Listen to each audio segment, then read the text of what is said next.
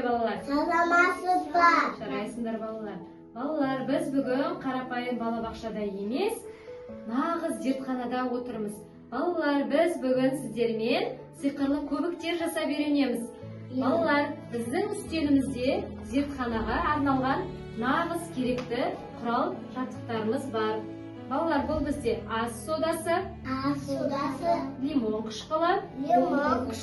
Балалар, бұл бізде сиқырлы ұнтақтар болып табылады.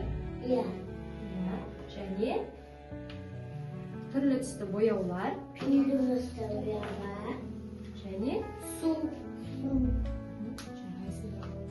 Балалар, зерттеу жүргізу барысында осы қажетті құралдарымызды ауызға салуға болмайды. Және тәрбиешінің көмегімен бірге жасайтын боламыз, солай ма балалар?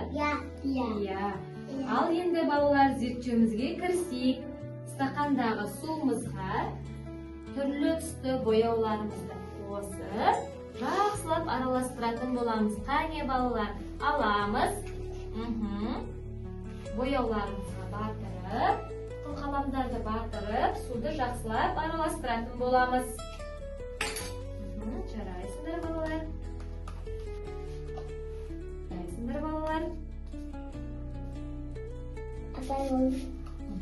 Жақсы. Сиқырлы көбіктерімізді жасау үшін сиқырлы ұнтақтарымызды салып, қосып, араластыратын боламыз. Саламыз. Қосалатын боламыз. Вау, қараңдаршы балалар. Көпіршіктеріміз шыға бастады, солай ма? Иә, жақсылап араластырайықшы қане. Иә, жарайсыңдар. Бұраня тағы да қосшы. Ұнтақтарымызды қосайық. Балалар, көпіршіктеріміз жоғары көтерілді, солай ма балалар?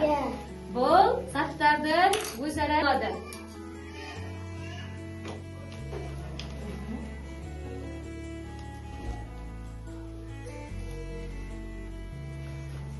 Балалар, сабағымызды қорытындылайық.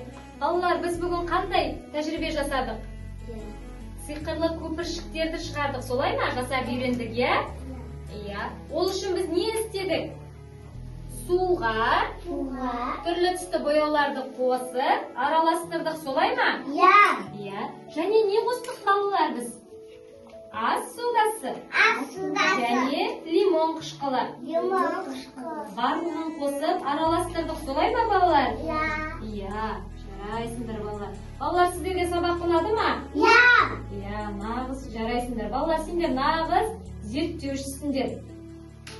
Осымыз аяқталды.